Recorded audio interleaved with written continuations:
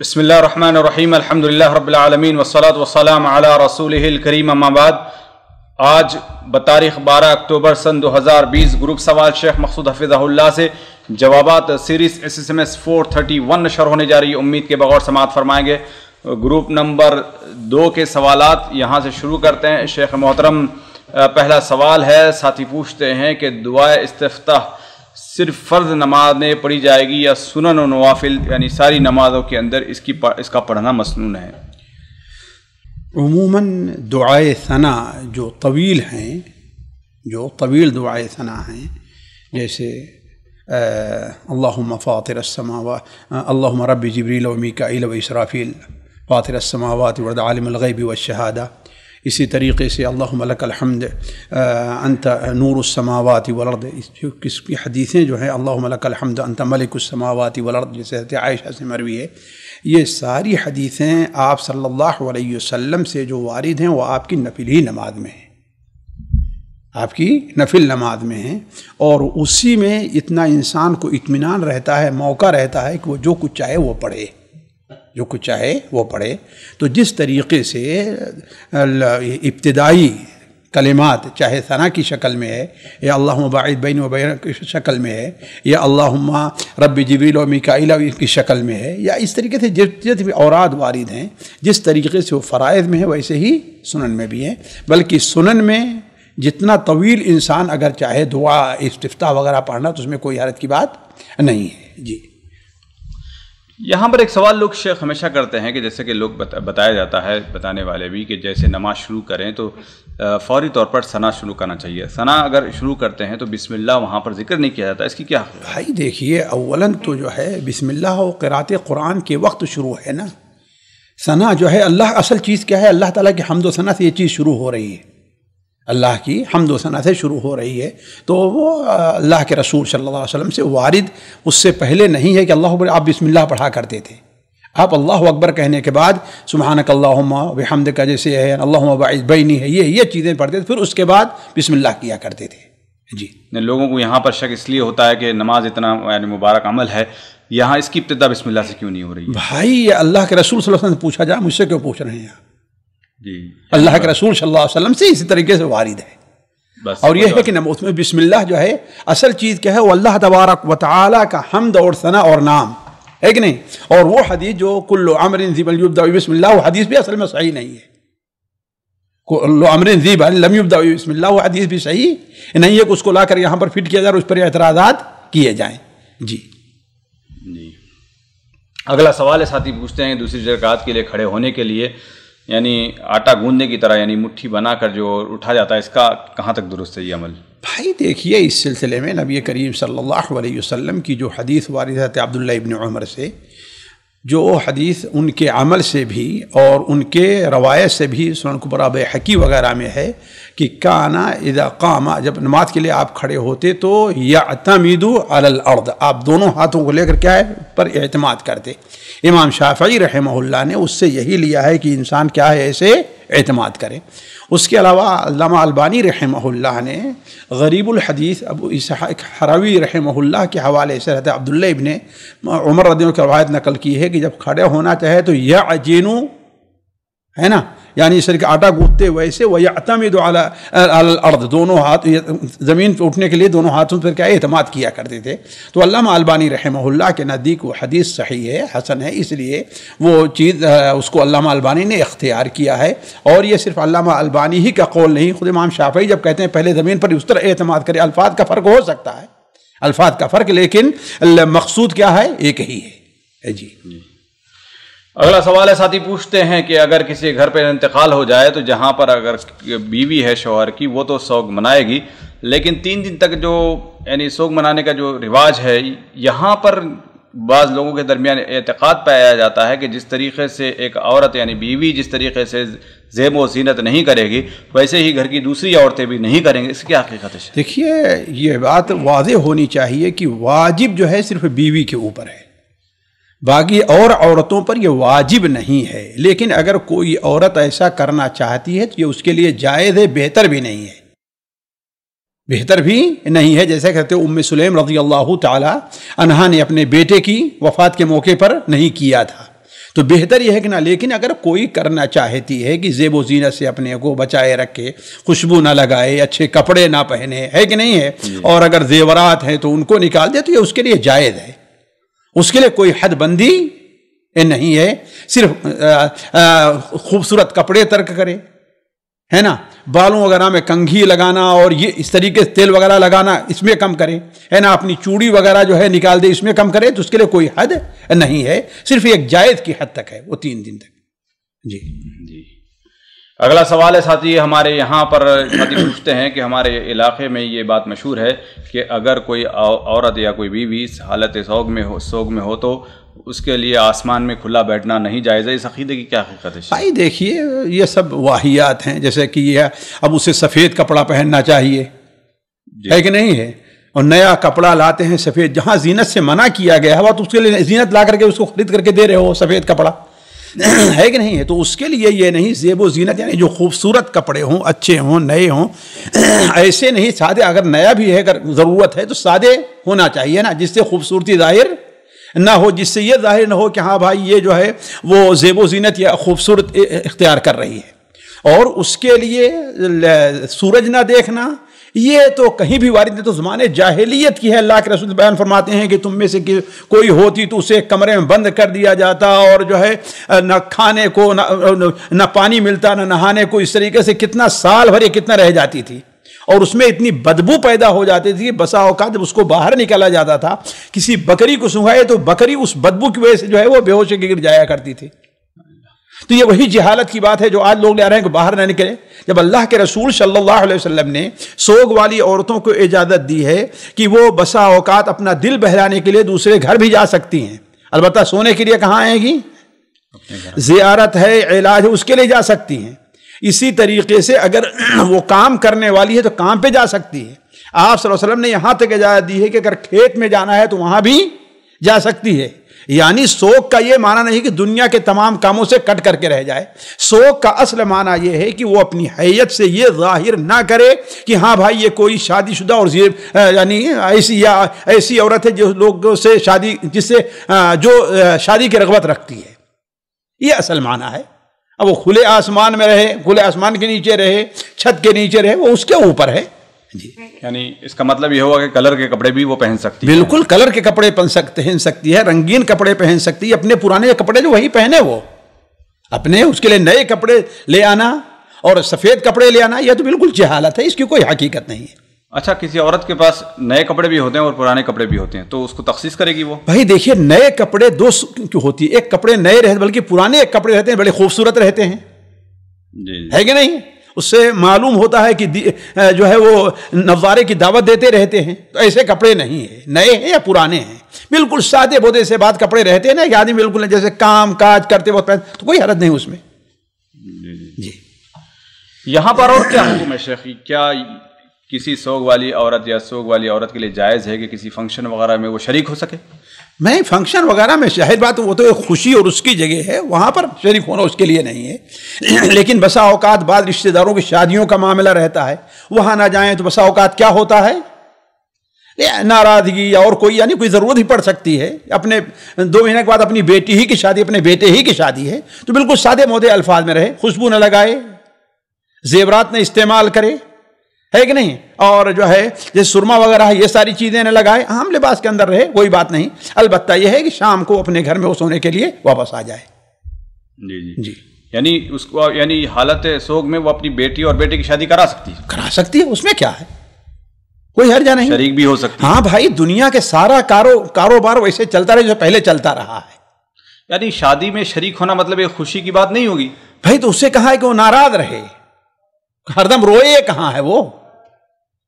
شادی میں ایک ضرورت کے تحت اگر وہ بیٹے یا اس کے اندر شریک ہو گئی تو اس کا یہ کہنا مانا ہے کہ وہ جو ہے بلکہ اپنی حیثیت سے ظاہر کرے بھائی یہ شادی شدہ عورت نہیں ہے. جی جی جی، یعنی اسی طریقے سے دوسرے رشتہ داروں کی بھی شادی میں بلا عذر کے جا سکتی ہے؟ نہیں، میں یہ نہیں کہہ رہا ہوں بلا عذر کے اسے اپنے گھر سے نہیں جانا ہے. کوئی کام ہو، یعنی خاص رشتہ دار ہوتے ہیں، ناراضی کی سبب بن سکتا ہے، وہ عذر قبول نہیں کر رہے ہیں، بہت مجبور کر رہے ہیں، یعنی بہت سی چیزیں ہو سکتی ہیں نا. نہ جائے تو وہاں رشتہ داری کے ٹوٹنے کا مسئلہ ہوتا ہے. جی جی، تو کچھ نہ کچھ عذر ہونا چاہیے. جی، جی اگلا سوال ہے، ساتھی پوچھتے ہیں کہ اسی کے قریب کا سوال، عدت کے ایام میں عورت کا کسی غیر محرم سے بات کرنا کیسا ہے؟ بھائی دیکھیے، عدت کے ایام اور غیر عدت دونوں ایک طرح ہیں۔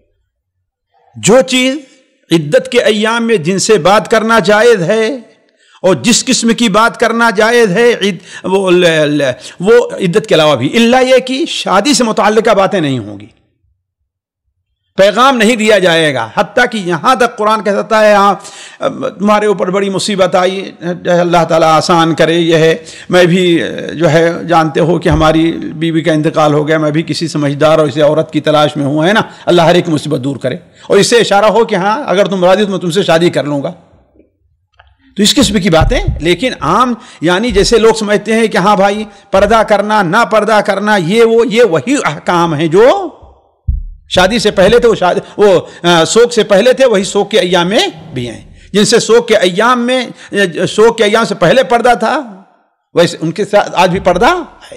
جی اگلا سوال ساتھی پوچھتے ہیں کہ جیٹ کے داماد سے پردہ ہے یا نہیں؟ جب جیٹ سے پردہ ہے تو اس کے داماد سے بھی پردہ ہے، جی الا یہ کہ جیٹ کی بیوی جو ہے ان کی بہن ہو، جیٹ کی بیوی اس کی بہن ہو تو ٹھیک ہے، اس سے پردہ نہیں ہے، وہ بھانجا ہے ان کا۔ جی اگلا سوال اسی کے قریب کا ساتھی پوچھتے ہیں کہ وہ کون سے مرد ہیں جن سے دائمی پردہ ہے اور وہ کون سے مرد ہیں جن سے وقتی پردہ کرنا ضروری ہے؟ ہر وہ مرد جس سے اس کی شادی کبھی بھی نہیں ہو سکتی، کسی بھی حالت میں نہیں ہو سکتی۔ یہ تو اصول ہم نے بارہا سنا ہے، لیکن ایسے کون سے مرد ہیں جن سے پردہ نہیں ہے کبھی بھی؟ چند نام۔ والد ہیں، بیٹا ہے، پوتا ہے، دادا ہیں، ماموں ہیں، بھائی ہے، بھانجا ہے، بھتیجا ہے، یہ سارے لوگ ہیں جن سے کبھی پردہ نہیں ہے، جن سے کبھی پردہ نہیں ہے۔ اس سے آگے بھی اگر جتنا جائیں گے، مثال کے طور پر پوتا ہے، پوتے کا بیٹا بھی، جو نیچے تک جہاں تک چلے جائیں 10 پشت تک، اوپر تک جہاں تک جاتے ہیں 50 پشت تک جائے، کسی سے پردہ نہیں ہے۔ جی اگلا سوال ہے، ساتھی پوچھتے ہیں کہ حضرت آسیہ رضی اللہ عنہا جنت میں آپ کی بیوی ہوں گی، ایسے کوئی حدیث یا کوئی ایسی جتنی حدیثیں وارد ہیں ساری ضعیف اور موضوع ہیں، من گڑھت ہیں۔ حضرت آسیہ کے بارے میں، حضرت مریم کے بارے میں جو حدیثیں آئی ہیں وہ من گڑھت ہیں، ان کی کوئی حقیقت نہیں ہے۔ یہ ہے کہ مقررین لوگ اپنی تقریروں میں دل بہلانے کے لیے اور روایات کے طور پر بیان کرتے ہیں، لیکن ایک ہی اس کی سند کے طور پر کوئی ثبوت اس کا نہیں ہے۔ جی اگلا سوال ساتھی پوچھتے ہیں کہ اصحاب صفہ کسے کہتے ہیں؟ آپ نے جیسے کہ ایک بیان میں بتایا تھا اصحاب صفہ، ہمیں پتہ نہیں کہ اصحاب صفہ کسے کہتے ہیں۔ دیکھیے صفہ کے معنی اصل ہوتا ہے چبوترا کے، جیسے پہلے گھروں کے سامنے جو ہے بنایا جس پر لوگ بیٹھا کرتے تھے۔ اصحاب صفہ یہ وہ لوگ ہیں غریب مسلمان جو ہجرت کر کے آئے تھے اور ان کے پاس مکان نہیں تھا، نہ ان کی بیوی تھی، ہے کہ نہیں ہے؟ وہ لوگ کیا ہے، اللہ کے رسول صلی اللہ علیہ وسلم کے ساتھ لگے رہتے تھے، جہاد میں آپ کے ساتھ شریک رہتے، آپ کی تعلیم حاصل کرے، آپ صلی اللہ علیہ وسلم ہی عموماً ان کے کھانے پینے کا انتظام کرتے، اور مسجد نبوی کے بغل میں جو چبوترا تھا اسی کے اوپر وہ لوگ عام طور پر سویا کرتے تھے، وہیں پر بیٹھا کرتے تھے۔ جی ان کی تعداد وقت کے لحاظ سے گھٹتی اور بڑھتی رہتی تھی۔ مثال کے طور پر کھجوروں کے توڑنے اور یہ وہ مسئلہ آیا تو اس میں بھی کچھ لوگ مدد کے لیے چلے گئے اور کچھ اس لیے چلے گئے کہ ہاں بھائی کمائیں اور لا کر کے اپنے لوگوں کو کھلائیں، یہ نہیں کہ جو اپنے ساتھی ہیں نا ان کو کھلائیں، یا جہاد وغیرہ کوئی تو ایسے کم زیادہ ہوتے رہتے تھے، کبھی 80 ہیں کبھی اس سے بھی زیادہ ہو جایا کرتے تھے۔ جی آج بھی کوئی نشانی باقی ہے شخص؟ دیکھیے وہ کہا جاتا ہے کہ یہاں پر آپ صلی اللہ علیہ وسلم کا جو حجرہ اس میں آپ مدفون ہے اس کے بعد جو ایک چبوترا بنا ہے، کہا جاتا ہے کہ یہی وہ حصہ ہے، آج بھی وہ خالی جگہ خالی۔ جی ہاں، باب جبریل کی طرف جو ہے وہاں سے ایک حصہ بنا ہوا ہے، آپ جا کے دیکھیں نا تو تھوڑی سی اونچی چیز ہے یہ۔ آپ روضہ کو میں کھڑے ہو نا تو بائیں طرف آپ صلی اللہ علیہ وسلم کا جہاں پر گھر ہے، حضرت عائشہ کا جو گھر تھا قبر مبارک ہے، اس کے پیچھے کی طرف حصہ جو ہے وہ ابھی تھوڑا سا اونچا بنا ہوا ہے، واللہ اعلم۔ جی اگلا سوال ساتھی پوچھتے ہیں کہ دادا کے مال میں پوتے کا کیا حصہ ہے، یا کچھ ملے گا یا نہیں ملے گا؟ بھائی دیکھیے ایک لفظ میں اس کا اصل آپ جواب چاہتے ہیں تو نہیں ہے۔ جب بھی کوئی ایسا ایسی اصل موجود ہے جو اس سے یعنی اعلیٰ درجہ رکھتی ہے، اس سے اعلیٰ درجہ رکھتی ہے، یعنی قریب کا درجہ رکھتی ہے، تو اس سے دور والوں کا حصہ نہیں ملنا۔ مثال کے طور پر اگر باپ ہے تو دادا کو نہیں ملے گا، اگر ماں ہے تو دادی کو نہیں ملے گا، بیٹا ہے تو پوتے کو نہیں ملے گا، بیٹی ہے تو پوتی کو نہیں ملے گا، نواسی کو نہیں۔ ارے بات سمجھے نا جی؟ تو یہ کیا ہے؟ یہ قریبی ہیں۔ تو اگر ایک بھی کوئی شخص قریبی موجود ہے تو اس سے اوپر والے کو کیا ہے؟ اپنے نیچے والے کو وہ حجب کر دے گا، جیسا کہ ہے۔ یہ ہے اصل مسئلہ۔ لیکن ہمیں یہ نہیں بھولنا چاہیے کہ یہ مسئلہ بیان کرتے ہوئے ہمارے ہندو پاک کا جو نظام چل رہا ہے، جو مشترکہ خاندانی نظام ہے، بیٹا جو ہے باپ ہی کے ساتھ مل کر کے کماتا اور گھر بناتا ہے، بلکہ بسا اوقات ہو سکتا ہے کہ گھر بنانے میں، زمین خریدنے میں اس کا زیادہ حصہ رہا ہو۔ اب اگر ایسے کسی بیٹے کا انتقال ہو جائے اور اسے محروم کر دیا جائے، ظاہر بات یہ شریعت کی جو روح ہے، عدل اور مساوات، اس کے خلاف ہے۔ تو اب اس کا حل کیا رکھا ہے شریعت نے؟ اس کا حل وصیت رکھا ہے، اس کا حل وصیت رکھا۔ اسی لیے بعض ملکوں میں جیسے سوریہ ہے، مصر ہے، ایک نظام حتیٰ کہ گورنمنٹ طرف سے رائج ہو گیا ہے وصیت واجبہ کا، یعنی اگر وصیت نہ بھی کر کے جائے پھر بھی وجوبی طور پر وصیت نافذ ہوگی وہ ایسے ہی لوگوں کو دینے کے لیے۔ تو دادا کو چاہیے کہ بیٹا اگر چلا گیا ہے تو ایسی صورت میں اسے اپنے 1/3 مال کی وصیت کا حق حاصل ہے۔ کتنا؟ 1/3، 1/3 کی وصیت۔ تو جتنا مطلب بنتا تھا اس کے بیٹے کو رہ کر کے کماتا رہا ہے، وہ بھی تو آپ ہی کی اولاد ہے نا، کما کر کے دیتا رہا ہے، آپ کی مدد کرتا رہا ہے۔ بس اوقات بڑا بیٹا ہوتا ہے، جانتے ہیں، یا اچھی نوکری والا ہوتا ہے تو سارا بیچارہ وہی کچھ کرتا ہے کہ نہیں؟ چاہے دوسرے بھائیوں کے پڑھانے کا مسئلہ ہو، ان کی شادی کا مسئلہ ہو، گھر بنانے کا مسئلہ ہو، کھیت کا، سارا وہی کرتا ہے نا۔ ابھی غیر معقول سی بات ہے کہ اس کے بچوں کو آپ کنارے کر دیجیے۔ اسی لیے اللہ تبارک و تعالیٰ نے قرآن مجید میں جہاں پر دیکھیں، جہاں پر اس کا میراث کی تقسیم کا مسئلہ رکھا ہے، ہر آیت کے آخر میں کیا ہے؟ من بعد وصیۃ یوصین بہا او دین، بعد وصیۃ توصون بہا او دین، بعد وصیۃ یوصی بہا او دین، ہے کہ نہیں؟ تو اس کا لحاظ کر کے انہیں دیا جا سکتا ہے۔ جی۔ اگلا سوال ساتھی پوچھتے ہیں کہ جمعہ مبارک کہنا کیسا ہے؟ دیکھیے، یہ میں تو کہتا ہوں کہ یہ عام چیزیں جو مبارک بادی کے سلسلہ چلا ہے، یہ تو سلف میں نہیں موجود تھا۔ یہ سلف میں موجود نہ، ہم نے اپنے علماء سے، اپنے اساتذہ سے اس کو سنا ہے، نہ کہیں کتابوں میں آپ کو ملے گا۔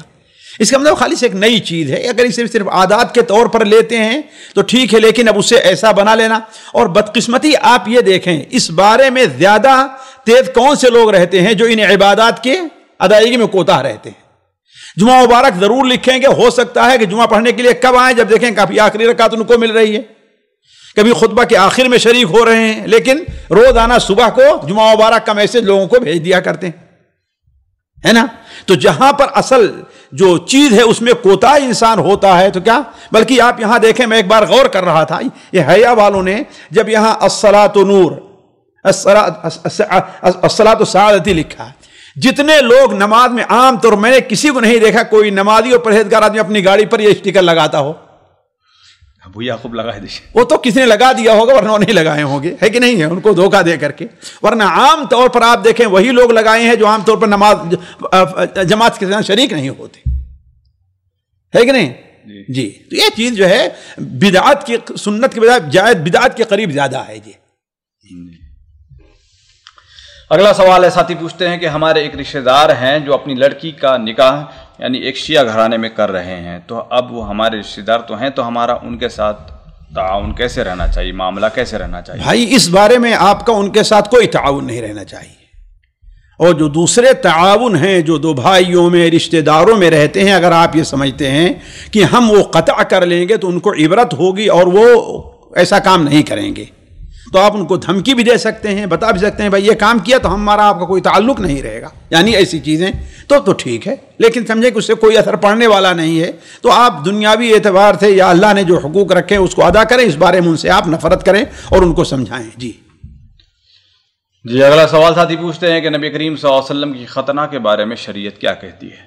اس سلسلے میں کوئی بھی حدیث صحیح طور پر ثابت نہیں ہے۔ جتنے تاریخی واقعات ہیں، بعد میں ہے کہ آپ صلی اللہ علیہ وسلم جو ہے وہ مختون پیدا ہوئے تھے، بعد میں ہے آپ کا ختنہ آپ کے دادا نے کیا تھا، لیکن زیادہ راجح اور قابل قبول بات یہی ہے کہ عرب کے اندر ختنے کا رواج جو ملت ابراہیمی تھا وہ چلا آ رہا تھا، ملت ابراہیمی سے چلا آ رہا تھا، تو قرین قیاس یہی بات ہے کہ آپ کے دادا نے آپ کا ختنہ کیا ہوگا۔ جی شیخ محترم، یہاں پر ایک سوال پیدا ہوتا ہے کہ ایسے بہت سارے لوگ ایسے سوالات کرتے ہیں ختنہ کو لے کر، حضرت آدم علیہ السلام نے مہر کتنا دیا تھا اس کو لے کر، یعنی یہ ساری چیزیں شریعت کے دائرے میں کیا معنی رکھتی ہیں؟ اس کو کچھ نہیں، یہ لا یعنی سوال ہیں جو آپ کو جنت کے قریب کرنے، جہنم سے دور کرنے والے ہیں، ہے کہ نہیں؟ خود نبی کریم صلی اللہ علیہ وسلم کے بارے میں نہیں بھائی دیکھیے، اگر یہ چیز اس سے ہمارا کوئی شرعی مسئلہ منسلک ہوتا تو اللہ تعالیٰ دین کی حفاظت کا اسے ضائع نہ کرتا۔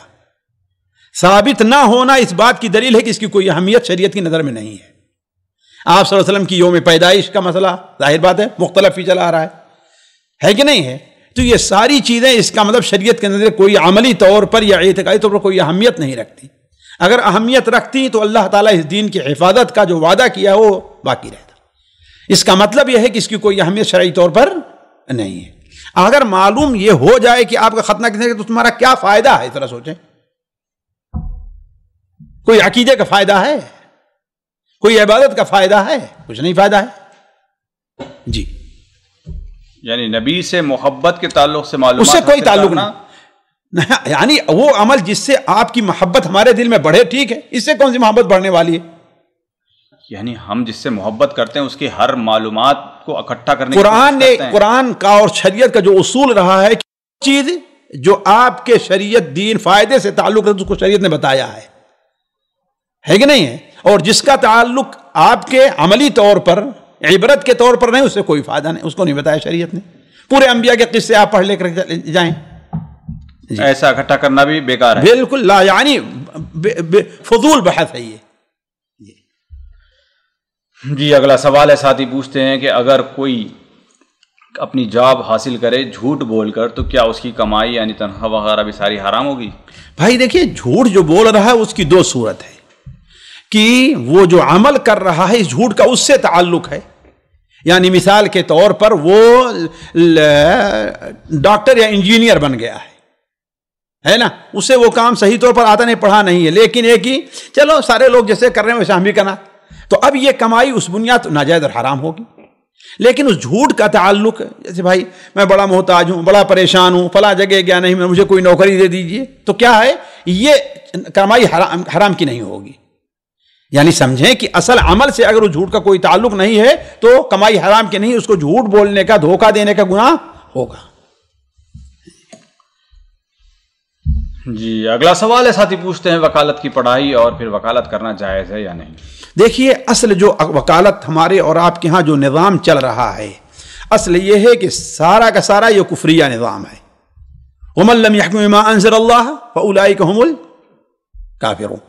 اور آپ یہ سمجھتے ہیں کہ جو وکالت کا ہمارے ہاں جو نظام ہے، اکبر نے آج سے بہت پہلے کہہ دیا ہے کہ پیدا ہوا وکیل تو شیطان نے کہا لو آج ہم بھی صاحب اولاد ہو گئے۔ یعنی اس زمانے میں جبکہ بہت سی لوگوں کے اندر غیرت باقی تھی، یہ نظام تھا، تو آج کر کے معاملہ کیا ہوگا جبکہ بے غیرتی بالکل عام ہو گئی ہے کہ نہیں؟ لیکن ایک نکتہ ہے، وہ یہ ہے کہ جیسے ہندوستان ہے یا اور جیسے ایسے ملک ہیں جہاں پر وہ ہے، اب اگر کوئی شخص اس لیے کہ مسلمانوں کی طرف سے دفاع کرے، اس لیے کہ آپ جانتے ہیں کہ جو وکیلے کے نظام ہیں اس میں بہت سے ایسے شوشے ہیں کہ آپ شریعت کا یہ مسئلہ پیش کر کے اسے نپٹا سکتے ہیں، ہے کہ نہیں ہے؟ اور بہت سی حکومتیں جو ہیں وہ احوال شخصیہ وغیرہ کے جو معاملات ہیں اس میں، تو اگر کوئی شخص اس نیت سے پڑھتا ہے یا مسلم کمیونٹی ایسے لوگوں کو تیار کرتی ہے، بڑھاتی ہے کہ ان کے پاس اصل موضوع، اور وہ اس لیے سمجھے کہ ہم اس کو اس لیے نہیں سمجھ رہے کہ ہمارے لیے کیا ہے یہ اصل جائز ہے، لیکن ہمارے لیے جائز کیوں ہو گیا ہے؟ اس لیے کہ پھر ہماری قوم کیا ہے وہ، مثال کے طور پر آپ دیکھیں آج بہت سی مسلم تنظیمیں غیر مسلم وکیلوں کو سے مدد لینے پر مجبور ہیں کہ نہیں مجبور ہیں؟ بلکہ وہ آج سے بہت سال پہلے کون سے بانو تھی جن کا طلاق وغیرہ کا مسئلہ گیا تھا، سائرہ بانو، تو اس میں جس وکیل کو غیر مسلم کو لیے تھے، اس لیے اس معیار کا کوئی مسلمان وکیل نہیں لیے تھے، اس کو اصل اسلامی نقطۂ نظر سمجھانے میں جتنا اس سے وقت لیا گیا تھا ختم ہو گیا ہے کہ نہیں؟ اب اسی طرح اگر اس کی جگہ کوئی مسلمان ہوتا جو ان نقطۂ نظر کو سمجھتا ہوتا تو آپ کو اتنا پریشانی نہ اٹھانی پڑتی۔ تو اگر اس ناحیے سے کوئی آدمی اس میدان میں آگے بڑھنا چاہتا ہے، اسے چاہیے کہ دین کے بارے میں سمجھے اور یہ سمجھے کہ ایک چیز بطرز مجبوری کہ ہم اس کو قبول کر رہے ہیں تو انشاءاللہ کوئی حرج کی بات اس میں نہیں ہے۔ مجھے یاد آ رہا ہے کہ شیخ ابن باز کا فتویٰ بھی اس طریقے سے ہے۔ جی، اگر کسی نے پہلے وکالت پیسے کے لیے اگر وکالت پڑھی ہو، اب وہ نیت اگر درست کرتا ہے بہت اچھی چیز ہے نا؟ تو اب سارے وکیلوں کو ہے مسلمان وکیلوں کے ذہن میں اس بات ڈالنی چاہیے، سمجھنا چاہیے، سمجھانی چاہیے کہ آپ کا کی نیت کیا ہو کہ ہاں مسلم کو دفع بہت ضروری ہے۔ جی دیکھیے یہاں پر ایک چیز ہمارے بعض بھائیوں کو ہوتا ہے جو سن رہے ہیں انہیں شبہ ہو کہ شراب حرام ہے، حرام حلال کیسے ہو جائے گی، ہے نا؟ لیکن یہاں پر فرق سمجھنا چاہیے کہ علماء کہتے ہیں کہ جس چیز کو جو شریعت چیز حضرت میں حرام ہے وہ دو قسم کی ہے۔ ایک تو اس لیے حرام ہے کہ خبث اور برائی اس میں بذات خود پائی جا رہی ہے، خبث اور برائی بذات خود ہے، جیسے شراب ہے، زنا ہے، یہ ساری چیزیں کیا ہیں؟ بذات خود برائی۔ اور دوسری جو چیز حرام ہے اس میں جو خبث و برائی پائی اور شریعت کی مخالفت کی وجہ سے پائی جا رہی ہے، شریعت کی مثال کے طور پر اب سود کمانا ہے، پیسہ یا رشوت دینا ہے کہ نہیں ہے؟ یہ خبیث کیوں ہے، ملعون کام کیوں ہے؟ اس لیے کہ اس میں شریعت کی مخالفت۔ لہذا اگر کوئی مجبوری وجہ جواز ہوتی ہے چیز کیا ہوگی؟ وہ جائز۔ تو یہ قانون پڑھنا اس کے اندر خرابی کیوں آئی ہے؟ اس لیے کہ شریعت کے قرآن کے مخالف ہے۔ لہذا اگر اس کو انسان اس نیت سے پڑھے تو یہ چیز کیا ہوگی؟ فرق سمجھ رہے ہیں نا؟ اس نقطے کو سمجھنا بہت ضروری ہے۔ مثال کے طور پر بھائی دیکھیے یہ ایک قلم ہے، اس کو آپ ہم سے چھین کر کے لے جائیں تو آپ کے لیے جائز ہوگی؟ کیوں؟ چوری کا سمجھا جائے گا۔ ہاں، غلط طریقے سے آپ پاس گئی ہے کہ نہیں ہے؟ غلط طریقے سے گئی ہے، لیکن اگر ہم آپ کو یہ ہدیہ دے دیں تو اس کا مطلب بذات خود اس میں کوئی خرابی نہیں ہے۔ تو وکالت میں تو بذات خود خرابی ہے نا؟ کوئی خرابی نہیں ہے، اس لیے کہ جو قانون پڑھ رہے ہیں خرابی اس میں اس لیے آئی ہے، اس لیے اس میں نہیں پڑھتا تم جھوٹ بولو، اس میں یہ نہیں ہوتا۔ نہیں، آپ نے جو بنیادی بات کہی تھی کہ دراصل کفریہ نظام ہے، تو نظام، ہاں کفری نظام کیوں ہوا؟ شریعت کی مخالفت کی وجہ سے، شریعت کی مخالفت کی وجہ سے، نہ اصل نظام کی وجہ سے۔ آ رہی بات سمجھے نا؟ اصل مخالفت کہاں سے آئی ہے؟ اس لیے قرآن حدیث کے خلاف ہونے کی وجہ سے۔ جی لہذا اگر وہاں کوئی مسئلہ ہے تو اس کو جائز، اس لیے تو علماء کہتے ہیں آپ کا اپنا حق حاصل کرنا ہے تو آپ رشوت دیجیے آپ کو۔ جی اگلا سوال ہے، ساتھی اپنا تفصیل سے سوال لکھتے ہیں، ان کا مختصر خلاصہ یہ ہے کہ ان کے بھائی ہے جو کہ کسی وجہ سے یعنی بدعتی گھرانے میں شادی ہوئی اور انہوں نے پتہ نہیں جادو وغیرہ کیا۔ بہرحال ہوتا یہ ہے کہ جب ہاسپٹل وغیرہ لے جائیں تو تب صحیح رہتی طبیعت، لیکن جب واپس گھر آتے ہیں تو وہاں پر طبیعت بگڑ جاتی ہے۔ تو کیا کسی جگہ پہ جادو کا اثرات زیادہ ہو سکتے ہیں اور کسی جگہ نہیں ہو سکتے ہیں؟ بالکل ہو سکتے ہیں بھائی، اس لیے کہ آپ کے گھر کے علاقے میں شیطانوں کو اس پر مسلط کر دیا گیا ہو تو اس کے لیے آپ جو قرآن اور حدیث کے روح میں دم وغیرہ کرتے ہیں، جادو کو ختم کرتے ہیں، آپ ان کی مدد لیجئے، اللہ تعالیٰ سے دعا کیجئے، اپنے گھر کے اندر برابر کم سے کم 3 دن تک پوری سورہ بقرہ پڑھیے، ہے کہ نہیں ہے؟ گھر میں داخل ہوئیے تو بسم اللہ کر کے داخل ہوئیے۔ گھر میں ایسی کوئی چیز جو ہو جو شریعت کے خلاف ہو، فلمیں ہیں دیکھی جاتی ہیں، ڈرامے ہیں، ان کو اپنے گھر سے نکالیے، ہے کہ نہیں ہے؟ یعنی شیطان کو بھگانے کا یہ طریقہ آپ اختیار کیجئے، اللہ تعالیٰ آپ کے بھائی کو شفا دے۔ اگلا سوال ہے، ساتھی پوچھتے ہیں کہ ہمارے گھر میں اور ہماری بہن وغیرہ کے گھر میں مینڈک بہت آتے ہیں، اس کا بھی کیا کوئی جادو سے تعلق ہے؟ اگر آئیں تو مینڈک کو مارنے کا کیا حکم ہے، ان سے کے ساتھ کیا کہ معاملہ بھائی نہا عن قتل الضفدع آپ نے فرمایا ہے، اگر ان کو کسی اور ذریعے سے جو ہے دور کیا جا سکے، بھگایا جا سکے تو وہ طریقہ بہتر ہے، لیکن اگر ایسی صورتحال پیدا ہو جائے کہ اور کوئی ذریعہ ان کے بھگانے کا ہے ہی نہیں اور گھر کے لیے میں مصیبت اور پریشانی کے سبب بن رہے ہیں تو انہیں مارا جا سکتا ہے۔ جی اگلا سوال ہے، ساتھی پوچھتے ہیں کہ میں نے یعنی ظہر کی اذان کے وقت گھر سے نکل گیا اور 60-70 کلومیٹر کے بعد جا کر ہم نے ظہر پڑھنی چاہی، تو اب ہمیں کون سی یعنی قصر پڑھیں گے ہم یا یعنی مکمل پڑھیں گے؟ اور اسی طریقے سے ان کا اگلا سوال اسی میں ہے کہ اگر سفر میں تھے اور حضر میں پہنچ گئے تو وہ نمازوں کا کیا ہوگا؟ ادائیگی کا اعتبار ہے، وقت کی ادائیگی کا اعتبار ہے، آپ ادا کر رہے ہیں تو آپ سفر میں ہیں تو آپ اس کو قصر کریں گے، اور جو قصر میں اگر سفر میں جو نمازیں رہ گئی تھی تو وہ گھر پہنچتے ہیں تو دیکھیے دو شرط ہے، ایک تو قضا ہو گئی تھی، فرق ہے دونوں میں، ایک ہے قضا اور دوسری چیز کیا ہے کہ آپ نے کہا کہ میں جمع کروں گی مثال گھر چل کر کے، تو اب اس صورت میں وہی نماز گویا وقت پڑھنا اس کو پوری کی جائے گی، لیکن جو قضا ہے اس کے بارے میں اہل علم کا اختلاف ہے، بعض اہل علم کہتے ہیں کہ اسے پوری پڑھیں گے، بعد کہیں نہیں چونکہ قضا کب ہوئی تھی جب واجب ہوئی تھی آپ کو قصر، اس لیے اس کو قصر ہی پڑھیں گے، لیکن احتیاط اسی میں کہ اس کو پوری پڑھ لینا چاہیے۔ جی اگلا سوال ہے، ساتھی پوچھتے ہیں کہ یوٹیوب وغیرہ سے کمائی کرنا کیسا ہے؟ یہ بات صرف گزر چکی ہے کہ اگر صرف جائز ذریعہ ہے اور اس میں جائز اعلانات ہیں، آپ شرط لگا دے رہے ہیں جائز، تو اس میں کوئی حرج نہیں ہے، لیکن اگر ناجائز ہے تو وہ چیز جائز نہیں ہوگی۔ جی اگلا سوال کو سوالات خواتین گروہ سے شامل کیے جاتے ہیں۔ پہلا سوال ہے، بہن پوچھتی ہیں کہ شیخ محترم ہم اپنے دل کو نفاق سے کیسے صاف کر سکتے ہیں؟ بھائی دیکھیے قرآن مجید کی تلاوت، اس میں تدبر کرنا اور اس کے اوپر حتی الامکان عمل کی کوشش کرنا، اس سے بہتر کوئی چیز نہیں ہے جو انسان کے دل کو صاف کرے۔ شفاء للصدور اللہ تعالیٰ نے جو بنایا ہے قرآن مجید کو، ہے کہ نہیں ہے؟ یہ سب سے اہم چیز ہے۔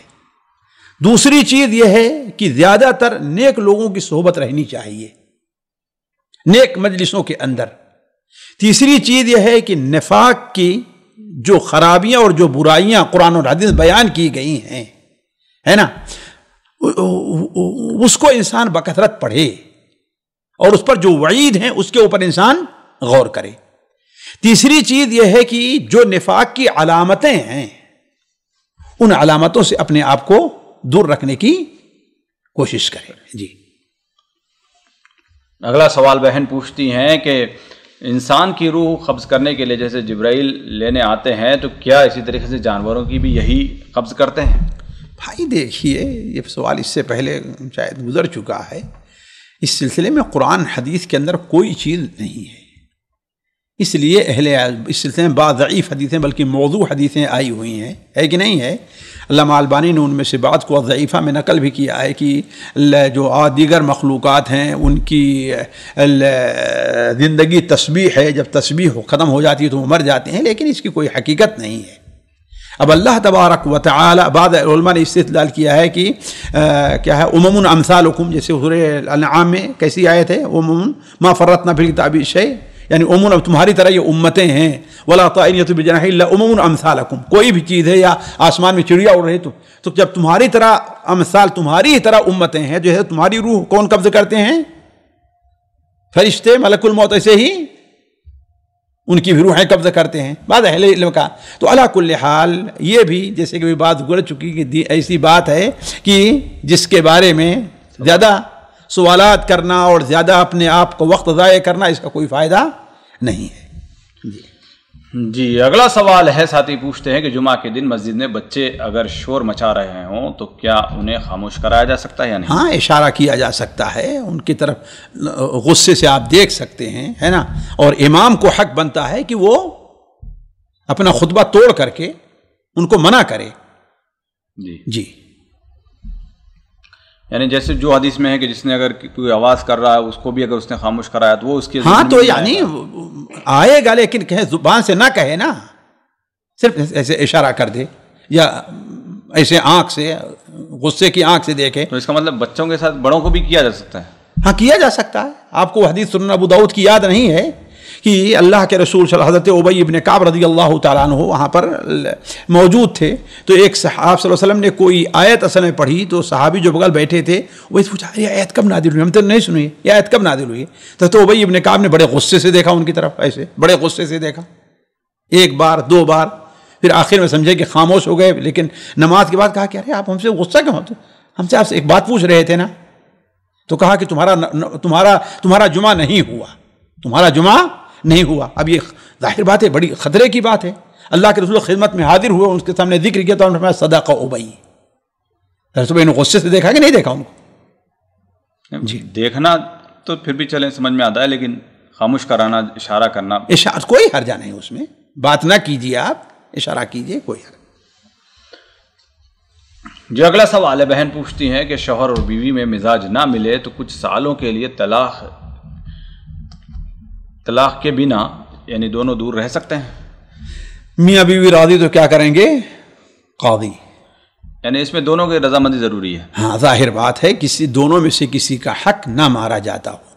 شوہر بھی ہے کہ ٹھیک ہے کچھ دن کے لیے تو ہم سے دور ہو جاؤ، بیوی کہے ٹھیک ہے میں تھوڑی دن آپ سے دور ہو جا رہی ہوں، لیکن اس کے ساتھ ساتھ یہ بھی ہے کہ دونوں میں سے کسی کے گناہ میں پڑنے کا خطرہ نہ ہو.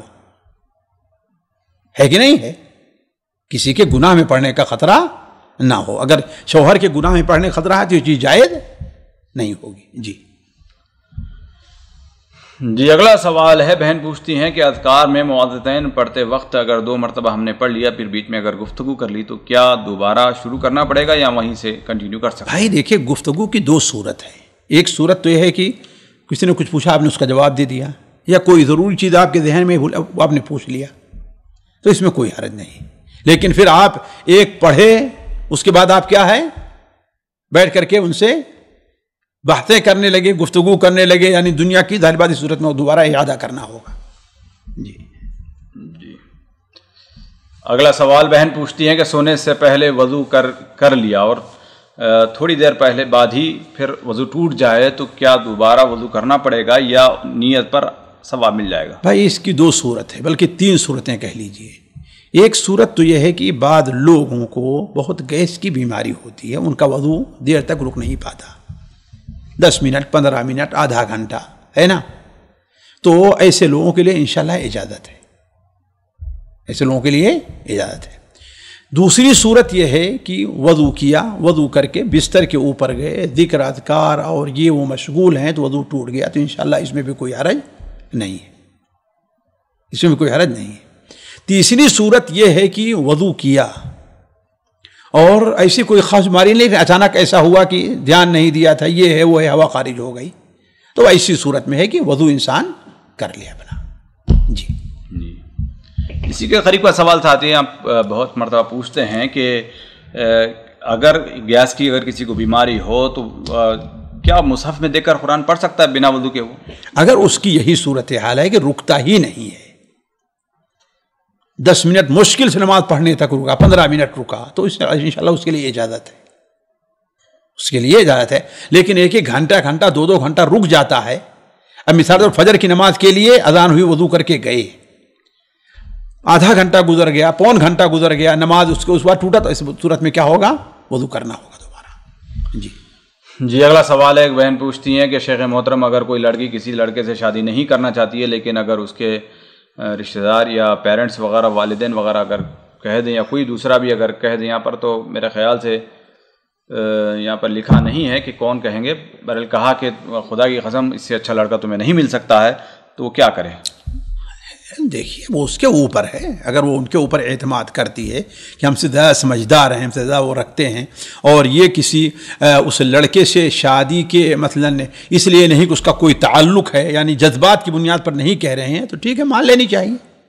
لیکن یہ ہے کہ اگر نہیں مانتی ہے تو اس پر کوئی گناہ نہیں ہے، ہمارا اپنا اختیار ہے. جی اگلا سوال ہے، بہن پوچھتی ہیں کہ شیخ محترم اگر سسرال میں ناچاقیوں کی وجہ سے اگر بہو یہ محسوس کرتی ہو کہ وہ اس کا مال، اس کی عزت وغیرہ یعنی محفوظ نہیں ہے اس جگہ پر، یا اس کو پریشانی ہے اس جگہ پر، تو وہ کیا کرے جبکہ شوہر یعنی دوسرا علیحدہ گھر لینے پر راضی نہ ہو؟ بھائی دیکھیے، اب اگر عزت محفوظ نہیں ہے تو بہت بڑی چیز ہے کہ نہیں ہے. اور فعلاً یہ خطرہ وارد ہے تو اس کے لیے ظاہر بات اس میں وہاں رہنا جائز نہیں ہے، اور نہ اس کے شوہر کے لیے جائز ہے کہ اسے مجبور کرے۔ اور اس میں میرے خیال سے واضح کیا ہونا شوہر بھی موجود نہیں، بیرون ملک کام کرتا ہے۔ ہاں تو ظاہر بات ہے اس کو جو مجبور نہیں کرتا، بلکہ عزت محفوظ نہیں ہے تو شوہر کی اجازت کے بغیر بھی گھر سے چھوڑ کے جا سکتی ہے وہ۔ لیکن اصل یہ ہے کہ دیکھیے اصل مسئلے کی بات اور ہوتی ہے اور بات کو سمجھنے کی بات اور ہوا کرتی ہے۔ جی سامعین کرام، ہمارے علمی اور عوامی دروس اور سوال و جواب کی مجلسوں سے آپ خود بھی مستفید ہوں اور اپنے دوست و احباب کے ساتھ بھی شیئر کریں۔ عین ممکن ہے کہ آپ کے شیئر سے کسی کی اصلاح اور آپ کے لیے صدقہ جاریہ بن جائے۔ واٹس ایپ پر اسلامک میسج حاصل کرنے کے لیے نمبر نوٹ فرمائیں: یعقوب عزیز 00966 5089 59707۔ واٹس ایپ سوال و جواب گروپ میں ایڈ ہونے کے لیے نمبر نوٹ فرمائیں: عبدالسلام عمری 00966 502627 622۔ نمبر بھیجتے ہوئے نام اور پتہ ضرور لکھیں۔ اسی طرح ہمارے یوٹیوب چینل اسلامی دعویٰ کو ضرور سبسکرائب کریں تاکہ ہماری ہر نئی اور اہم ویڈیو کی اطلاع آپ کو فوری حاصل ہو جائے۔ تمام دروس، مقالات اور سوال و جواب سیریز کے لیے ہماری مشہور ویب سائٹ www.islamidawah.com کا مشاہدہ کرتے رہیں۔ السلام علیکم ورحمۃ اللہ وبرکاتہ۔